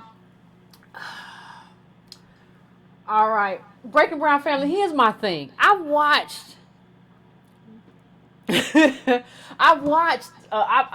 researched this on YouTube, and I researched it I went to and read all the articles and stuff, and I heard him say yeah, it's anonymous. It's anonymous. But there are a lot of stories if you go on YouTube about them hacking and figuring out who you are. And so there's even one documentary on Netflix. I can't remember the name of it. Bitcoin Breakthrough or something like that. Where they talk about how they thought it was anonymous and it really ain't. And so what I you see people, and I appreciate the brother calling in. But you see people who do that and who say something to the effect of, but he don't have, if you do the math, he don't have a lot of money in that Litecoin either. So I just don't know what the payoff is. He got $6,000 something. Ladies and gentlemen, I don't know. Let me just go to the next caller real quick, because 312, I'm coming to you. Tell me what's your name and where you're calling from. Thank you. Hello? Yeah. Hello? Hello? How you doing? Pretty good. How you doing? Yeah. Hey, I'm calling from Phoenix, even though I have Chicago area code. Okay. Okay, I'm one of the people that you spoke about earlier, one of the sharks. You a shark, brother? Yeah, I have enough to move the price. And most of the comments of your last two callers have been incorrect to the point of where it's almost funny. How many you what kind of coin you invested in, bro? I have Bitcoin and I have about 30 other cryptocurrencies. Okay. But you kind of use the same investment thesis that you would with a normal stock. What is it that you're creating? How are you going to change the world? What problem are you solving? So there are a lot of cryptocurrencies that do not solve a problem and that they are get-rich schemes. Okay. I sat up at Intel. I'm a former Intel employee. I sat up at Intel and watched a young brother talk to people in Africa, trying to get them hooked up into one of these Bitcoin schemes called BitConnect. And the mathematics of the time value of money and compound interest just don't add up. But he didn't care. And a lot of other people who are pushing that garbage don't care. They're just, what they're doing is they wholeheartedly believe in the predatory aspect of capitalism. So you have, I think of myself as a conscious capitalist. So I make money. But I also have made extensive donations on Cuba with a portion of my Bitcoin fund. And I've also been a long-time supporter of yourself and yours. And so I'm going to send you an email because this is a much longer conversation. Okay. And I'll show you my portfolio. I want to see it. You just keep it to yourself. I ain't gonna share it with nobody. Yeah, but I have conversations all day educating our black financial professionals. The people that went to Harvard. Well, hold on. Stop right there for a second for me. See, this is part of the problem too. Okay. And I'm gonna let you address this. I'm gonna let you come back. Like Kanye said, I'm gonna let you finish. But here's the thing. Okay. You just said that the last brother know what he was talking about, and that brother said he an expert. So how we even know who we listening to? Exactly. You do. Exactly. How you know you listen to? We don't. You don't. Right. Well, here's the thing, though. One of the reasons why I support your channel is because you can critically think. Yeah, I try. So you need to have a private conversation with him and me and just listen. And then the proof is in the pudding. I can show you my trades. Okay. We can do screen shares. Okay, we can do that, brother. We can do that. Listen. I ain't here to just say. Listen, if you got some stuff going on, I'll look at it and I'll listen to it and I'll keep an open mind. I pride myself on having an open mind. I'm not somebody who has a closed mind. So if you send it to me, I'll keep it private and we can have a conversation about it. Is that fair? Yeah. Okay. Yeah, because I'm glad you took my call because you're very influential and you just need to be armed with the right information. All right. And be sent in the right direction. All right. Well, send it to me at editor at breakingbrown.com and put like crypto conversation or we spoke last night or whatever in the title, and we'll talk about it. Okay. All right. I appreciate you. All right. All right. See. See, he said that the last caller didn't say anything, right? But like that, he said that the last caller didn't know what he said the caller before him didn't know what he was talking about. But the caller before him would have come to you and told you I'm an expert on cryptocurrency. And so part of the problem is that we don't know who an expert is and who an expert ain't. Right? Because ain't nobody regulated. Ain't no way to look like you can't go to cryptocurrency school. It ain't like when you do business where you say he might be a shark or whatever, but he went to Wharton or he went to Harvard or whatever. He been trading at this industry for this long, and this is what his portfolio looks like, and this is what you can't. No. Is he mining in his house? Like, what's going on? So part of the problem too is that people get to like make themselves up out of whole cloth and tell you who they are. Just make up who they are and just tell you something. Well, I am Robert Truffleforth the third, and I've been what? Anyway, I'm going to go to the next call. Call us area code 757. You've been waiting a while. 757. What's your name? Where you calling from? Hello, Yvette. It's Otis again. What's going on, Otis? Are you there? Yeah. Look, I had a couple of questions. I'm going to go through a quick scenario for you because most people take a long time, but I'm just going to spit it out there. Look, I've been studying this thing just like you say you have. I tell people, as far as I'm concerned, Bitcoin is just like the poker tournaments you see on TV. The money goes on the table. It shifts around. It never leaves the table. I talked to several people that have been doing it for several years, and every time I ask them, well, can I take this money out and go down to Lowe's and get $4,000 on my next contract? Oh no, they don't handle Bitcoin. So here's what I'm telling you: if you're not in the pool, the money's no good. So you can only deal with people that are dealing with Bitcoin. I heard the last caller, and I'm going to throw some things at him because he was telling you about what you don't know. So I'm going to throw some questions out and hope he calls back and answers them. If you got so much money and you're doing so good at it, you should be able to publicly explain to us, the neophytes, exactly how you do it. You can't be no mystery person and tell me you have money, but No you can't mystery explain person. to somebody how to get into that money. You can't do it. Like you said, you can make up things out of whole cloth. Here's another one. You hit on something that I hit a brother who I saw marketing and stuff on YouTube. So I called in and talked to him. He got so mad he blocked me because the machines themselves use so much energy. I see people all over the world talking about it. Caller called in earlier. Actually, what was put out recently is the country of Norway uses less energy than all of what the Bitcoin miners are using. Oh my They're word! even trying to come up with technology. Yeah, the whole country of Norway. The Bitcoin people use more energy to mine the Bitcoins that we have out than the whole country of Norway. Now, here's the other thing. Supposedly, there's only 21 million Bitcoin combinations you can use with the technology. So here's another thing. If all you're doing is moving around a pool of money and 100 people own 40% of it, you already know what I know.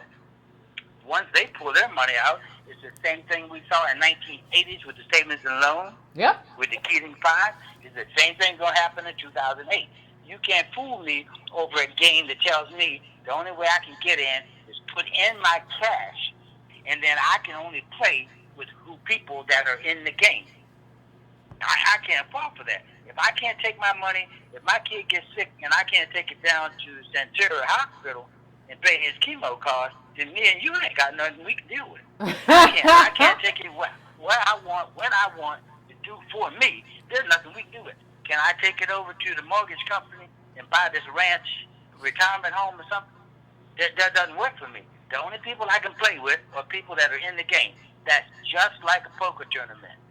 Everybody moves the money around. Yeah. The only one that gets to keep it is the one that hogs it all with the best hand. Thank you, Otis. I appreciate. I appreciate that. Tell him to call back in and explain to you Yeah, go how ahead. a little man is going to do that because it doesn't work that way. Hey, keep doing what you're doing, sister. Thank you. I appreciate it. It don't work that way, Otis said. It don't work that way. God damn it. It don't work that way. And that's why so much of this is just ignorance. Like all this stuff, I got 8 Bitcoins, I got 10 and all this stuff. Come on, man. And you got 8. And then like most of y'all are telling stories. You talking about you've been in Bitcoin 7 years and got 4 coins. And then you come here and like Otis said, you can't spend the damn thing.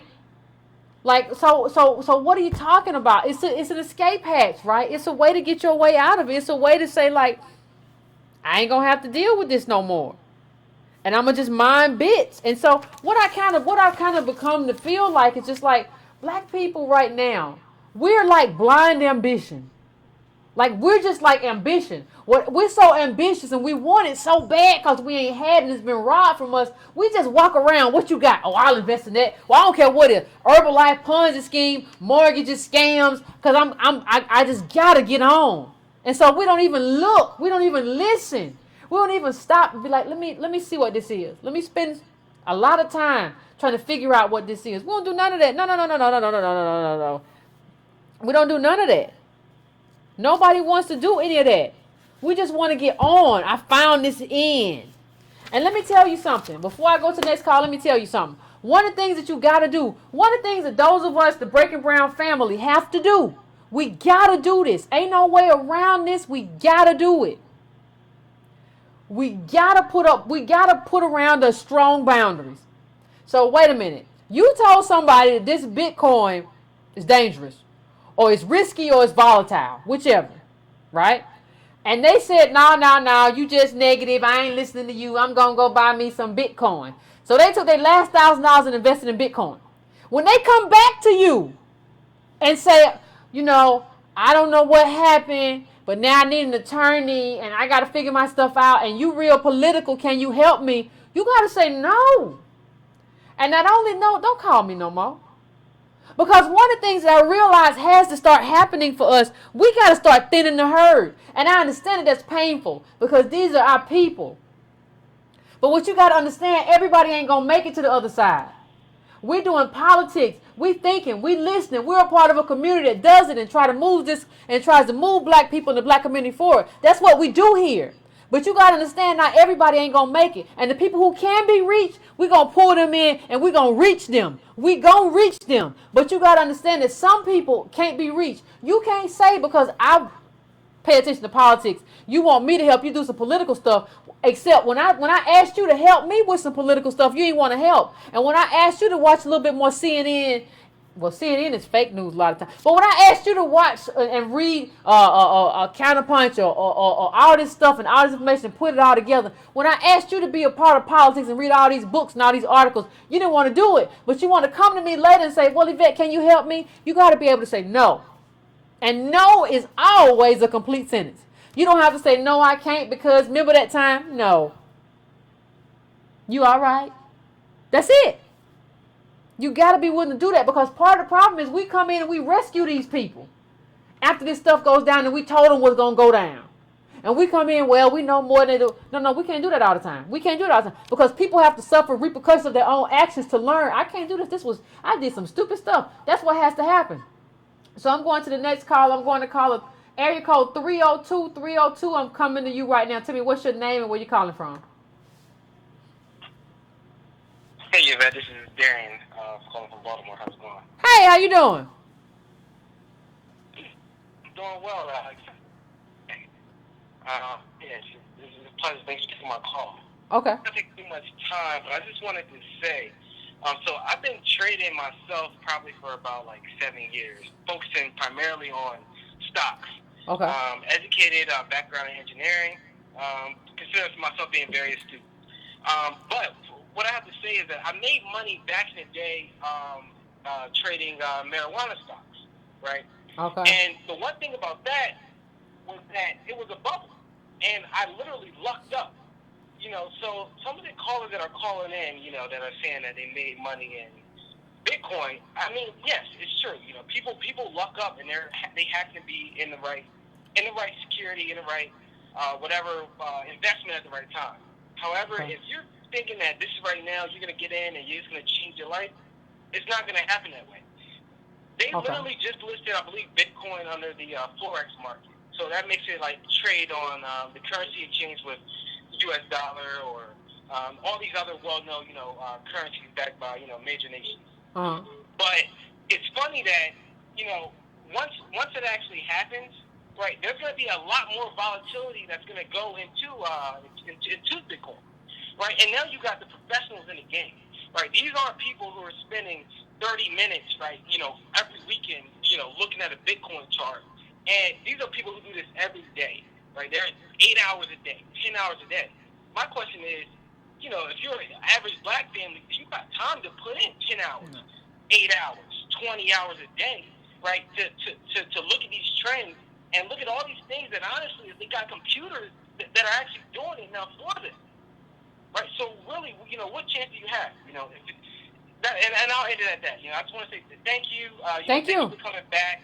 For all the dedicated listeners, definitely donate. We got to support the people that's holding it down. Thank you. I appreciate that. That was informative. I appreciate that, brother. I appreciate that. I'm going to go straight to another caller now. I'm going to area code 310. I'm coming to area code 310 now. Tell me what's your name, where you calling from. Is this? Hi, this is Asia. I'm from Los Angeles. Hey, how you doing? Pretty good. How about you? Caller. Finally made it. I am one of those young black women who is working middle class, what you would say, in and off this cooler. I do, small app investment. And I'm listening to everybody. I want to ask the audience a question. Okay. You guys notice and take heed of the tone and the attitude of the people that are calling, that are the so-called insiders? Do they sound like the people that are like really bigging up Bitcoin? They don't. They don't. Because the homeboys around the block that are talking about it don't sound like these guys. And so it makes me question, like, no one is really questioning the idea of, there is a scheme and then there's a venture part of it. And the thing that a lot of guys who are, trying to put their little bits and trying to make a living off of this is that they're like, okay, they're mistaking the idea that their small investment is a venture when it's really a scheme. And because of the volatility of crypto coins, currency, that they don't see that they're at a higher risk than anyone else. I'm someone who started off really early on doing small-time investment app investing to the point where I have enough where I can take care of myself and I don't even really need to work. But that's because, just like the last caller, I was lucky I got there on the ground floor when it was very risky, when most investors weren't even taking us seriously. It wasn't even considered a real viable investment. They just thought it was like kiddish games. So, I'm just saying that to say, like, I want people to, like, think about it. I understand what's happening in our community. Our community, we're so stuck, and so many people are so hopeless. And people like myself who are trying to lean back and help, these young brothers and sisters out there who are trying to find a way. I understand their hope and I understand their desperation, but we got to think about what we invest in. We had a Bitcoin once upon a time. Can I bring back the 90s? Do anybody remember black dollars? That was something that would have been a big thing. That was something that, was sustainable in our community. Could have been something, but we were so afraid, it was done within the community with black leaders, with black businesses, but we were so afraid of that because we didn't have, the white man, there to guide us. America, let me tell you, let me tell you something. America will shut you down. Like we got part of the thing I'm gonna put up this thing and this is from 2011 that says the rise and fall. I want people to stop saying that I would have been involved in Bitcoin if I should have got involved in Bitcoin in 2010. No. This is how Bitcoin was talked about in 2010, the rise and fall of Bitcoin. People are already talking about how it was shattered and then it's back now. So what I want to say is that America will shut you down. Like this idea that you could have or we would have. No, America ain't playing them kind of games with nobody. And I don't even think they playing them kind of games with Bitcoin.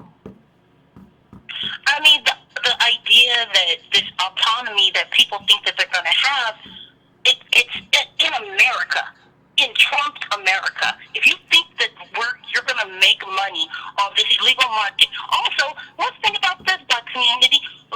Just like some of the earlier callers have said, we don't know what that money's being used for. There's also responsibility in the way we get our money. That's something that should be conscious for our community.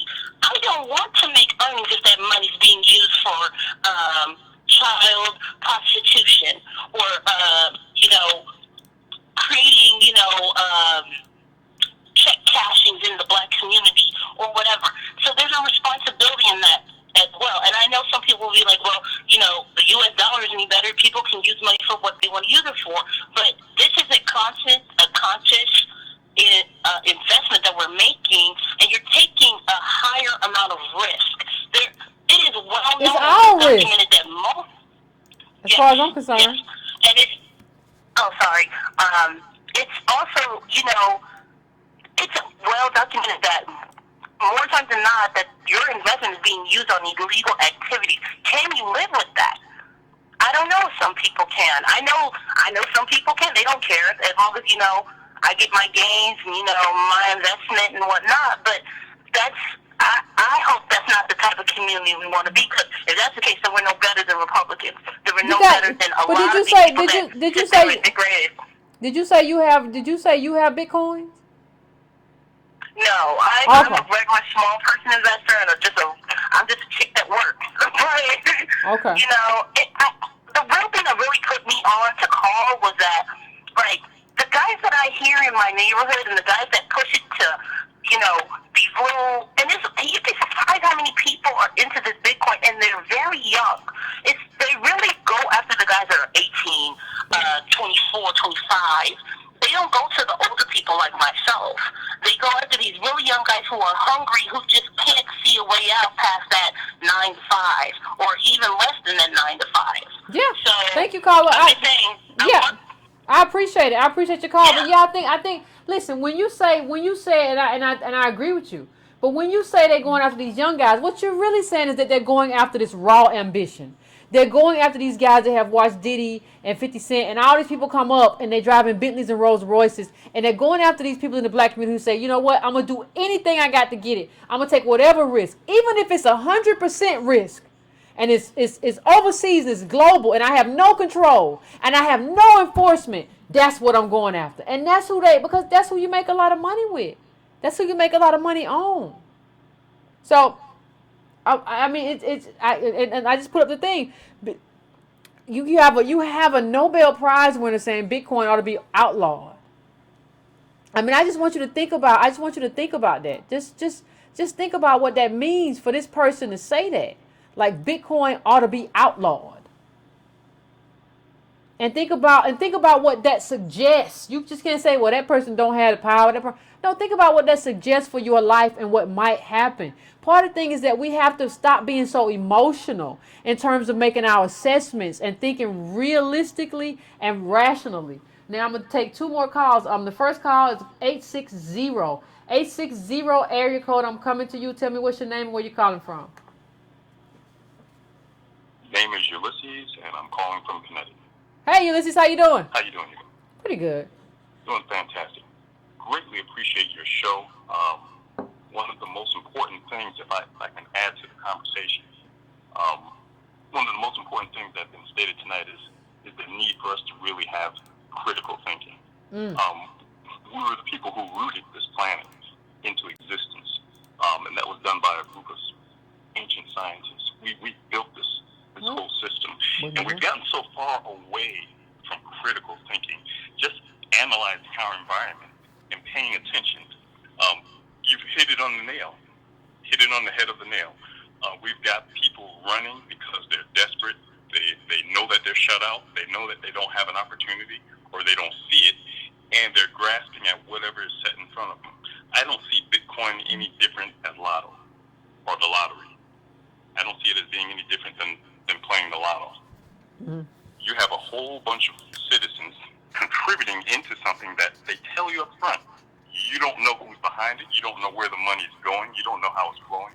I've worked in corporate America within IT, and I know how companies make money. They make money by taking their risk and spreading it. But before they spread it, they spend millions of dollars on servers to calculate. All these machines do is calculate, run algorithms on where calamities are going to occur, where investments should be made. I mean, it's just constant routines, various routines, diversity of routines that are run constantly. Okay. And based on what the output is from those routines, that's where they'll put the money. The money they can take $80 million, set it in one spot for 5 minutes, make that money, then flip that money back over into another account for another 10 minutes, make another 15 million there, and then flip it again. I mean, this is what they do 24/7. They sharks. This is how insurance companies make money. They take the insurance money and they run risk against it. That's the same thing that's happening with Bitcoin. Anything that screams at your risk, we who are the most vulnerable should run from it. Especially if we don't have the resources. Thank you, Carl. I think we need to have the resources. No, we don't. Like, you said it all. You don't got to say nothing else, Carla. You said it all. And I thank you for calling. You said we who are the most vulnerable should run from it. We who are the most vulnerable should run from it. Understand one thing. There was a great article about how neo-Nazis are investing and white supremacists are investing in Bitcoin because they can't get money in it. They can't go to like a crowdsource. So they're getting money with Bitcoin. See, this whole libertarian thing, part of this thing, people just say, well, it was just a way to hierarchy. No, part of this thing is libertarianism. And libertarianism believes that like everything should just go, even though there are a lot of people who haven't invested in them. But you have to know who you invested with, who you making money with. Who you making money with? So you'll talk about all the Republicans and how they're white supremacists, but you be in bed making money with them and helping them make money in the Bitcoin market. I don't know how that makes sense. How does any of that make sense? How are people making sense of that? It don't make no sense. So listen, I'm going to my last caller. My last caller, area code 917. I'm coming to you. This is going to be the last call, 917. What's your name and where you calling from? Yvette, this is Jerry Young calling from Sacramento. Hey, how you doing? So, I have very good, very good, very good. I am a long-time listener, and I have converted my 401k into Bitcoin. So I wanted to give you guys a call and explain why. So, let me explain why. Okay. The main thing is that we don't know many things, but we do know two things. We know that the stock market is going to crash. It crashes approximately every 10 years. So Bitcoin is taking a big chance right now, but we're at about year 13 right now. So we know that within this next 5 years, the stock market is going to crash. Every time it crashes, everything goes down, real estate goes down, and then it comes back up. Bitcoin is going to crash, and then it's going to come back up. There is something online called Bitcoin Obituaries. It's a website which states every article written where Bitcoin has been noted to basically fail, basically just like disappear. Every time Bitcoins come back. So right now, I have 50% of my money within Bitcoin, 50% within Ether, and over this last month, I made $70,000. So even if it drops back down now, if it drops within half, then I'm even, so I'm fine. The other thing which we basically know is that the U.S. currently works on a standard called fractional reserve banking, which means that the bank only has to have 10% of anybody's money in the bank at any given time. So when we go to the bank, give them $10, they're lending out $100 on that $10. That happens with every bank. So every day, the U.S. is literally printing money, which is not backed by anything, not backed by gold. It's only backed by trust. And that's exactly what Bitcoin is backed by right now. But not just the trust of people within the actual U.S., the trust of people around the whole world. My last point is that right now, 2 billion people bank, and there are currently 6 billion people in this world which are not bankable, unbankable people, meaning that they either don't have banks or they're too poor to work with a bank. Those people are going to use Bitcoin over time because it's a peer-to-peer network, meaning that there are no fees, but it's a holder of basically value, meaning meaning that everybody knows. Yes. But part of the problem is that, like, some of the stuff you're saying, like, it could be true and it could not be true. But part of the problem is that, like, you saying it like it's in the Bible, or like you saying it like it's like. It is in the Bible. No. I can tell you what's in the Bible. The stock market's going to crash. It crashes every 10 years, almost on the dot. No matter who's president, who's in office, what's going on. It's either real estate 1 year. It's the internet bubble. It's 10 years. It's going to crash. So it's going to crash. And last time when the market crashed, I lost 80% of my portfolio, and then it came back up. So just this year, I basically broke even from the crash during 2008. So I'm taking a chance with the crypto, yes, but I'm taking a chance with the stock market. And when you invest in the actual stock market, most people don't know where that money is anyway. It's a like mutual fund with like 50 different stocks in it. You don't know whether that money's within the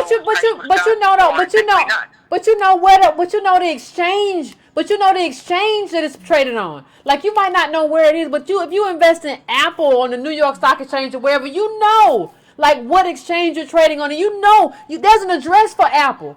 There's an address if you want to go visit Apple headquarters. There's an address. I don't know. You don't know that with crypto. So why would you put half of your savings in that? And Yvette, that's even worse. Because whether Apple's doing well or basically not, when the stock market crashes, Apple's going down. It doesn't matter what it's doing during that time, whether I can visit Apple or if I can't visit Apple. Yeah, but you know even less about crypto than you know about Apple, and you invested half in that. You know less about them than you know about Apple. They could just disappear. Apple ain't going nowhere. They stock could fall, but they ain't going nowhere. No, you telling me something you don't know. Right. It could disappear, but what I'm telling you is that money which is in the actual stock market disappears every 10 years. It just disappears, and then it comes back. So what I'm telling you is that crypto could disappear and never come back though. Like you're talking about the stock, and I'm not defending the stock market. It's freaking gambling. But what I'm telling you is that crypto could disappear and never come back. I'm telling you, crypto is worse than the stock market. The stock market is pretty bad. Right. Okay. And the last point which I want to basically make is that the caller, like about 10 callers back, said if like somebody invests $1,000, which like most people have, and then they like make $117,000 from a big jump, that's not any money. So a person that has $1,000, $117,000 is a lot of money. Your first $100,000 which you make within this like world is the hardest money which you'll ever make. So yes, and the my last point is that if you don't invest in something, you are never going to get out of poverty. No. Bull crap. I call bullshit. Thank you for calling, but listen. No. You don't. One last point, Yvette. One last point. Make it fast. Listen. Listen. Let me just say something. Can I just say something? This whole idea that the way you get out of poverty as a black person, I ain't talking about white poverty. I'm talking about African Americans. This whole idea that the way you supposed to get out of poverty, the way you supposed to do that is goddamn Bitcoin. Give me a break. You all understand that Bitcoin didn't get us here, right? You understand that the government and racist mobs got us here, right? But you don't want to take that on because that's hard and that's drudge work and that's too much for you. So you want to invest in a Bitcoin. You say, well, investing is going to get us there. And we got all these politics. Do you understand that the government of the United States of America has trillions of dollars only for Americans? Not no global network. This is American money that's going to be distributed towards American. But you don't want to do the work for that, right? You don't want to do that because that's how it works. You want to be like, let me go find a global Bitcoin. And it's risky, but that's what I got to do to get out of poverty. So I got all the black people that I'm trying to talk to. I'm so upset because I got all the black people I'm trying to talk to and tell them let's do politics. They talking about the only way to get it is to invest in a Bitcoin. No, if you would go with me and you would talk to me and the Breaking Brown family and we would do something to push these people who have been using us and using our vote and treating us like trash. If you would go with me and help me do something about these people who are supposed to represent us, because that's already a system. Understand, this Bitcoin stuff, you setting up some brand new stuff. America's been around for a very long time, baby. We already got the branches of government. We already know how it's supposed to work. We already citizens. You're not citizens of a global currency. You're not citizens of that, but we got that in America, and we could go and try to leverage that towards something. And we have as African Americans in this country, we have a justice claim. And you're going to abandon that justice claim for some global Bitcoin that's mined by some weird libertarian somewhere. I'm just saying, how are you saying that you're not going to get out of poverty without investing? You get out of poverty how you got in poverty. And to understand one thing, and I've said this before, the time it takes to heal a wound is a lot longer than the time it takes to inflict a wound. I'll say that again. The time it takes to heal a wound is a lot longer than the time it takes to inflict a wound. I can walk up to you right now and slash your neck. And it's going to take a lot longer for that to heal than it took for me to do it. Understand that. So this of what we need to do and what's owed to us. What's owed to us ain't owed to us from some global currency. What's owed to us is owed to us from the United States of American government. That's a specific claim that we have that we need to focus on with laser-like focus. And we're not doing it. What we're doing instead is focusing on every little escape hatch we can find. Lord, give me a way out. Let me find some kind of escape. Let me run this way. Let me run this way. I'm going to say it again. What that means to me, if you just run and you don't want to be involved in government and you saying invest is the only way out, I'm going to call you by your name. And your name is you are a coward. You are a coward. You don't want to face the United States government because you're scared. You'd rather spend your time in your garage or your basement minding the corn. And I ain't got time for you. Jeez, man. Anyway, I want to thank everybody for calling in. I want to thank the callers who call. And the calls were informative. I want to thank everybody. You can go to breakingbrown.com, subscribe to the newsletter, and to donate. You can also go to donatebrown.com, subscribe to Brown. You can if you get the newsletter, please check your promotions folder. Jesus, the only way out of poverty is through Bitcoin. We just don't let America off the hook. They can do whatever they want to do to us. We just gonna find our way out, crawling out the wall through a Bitcoin. Thank y'all. I appreciate it. And we'll be back. I'll see you back here on Wednesday, and we'll have a different topic.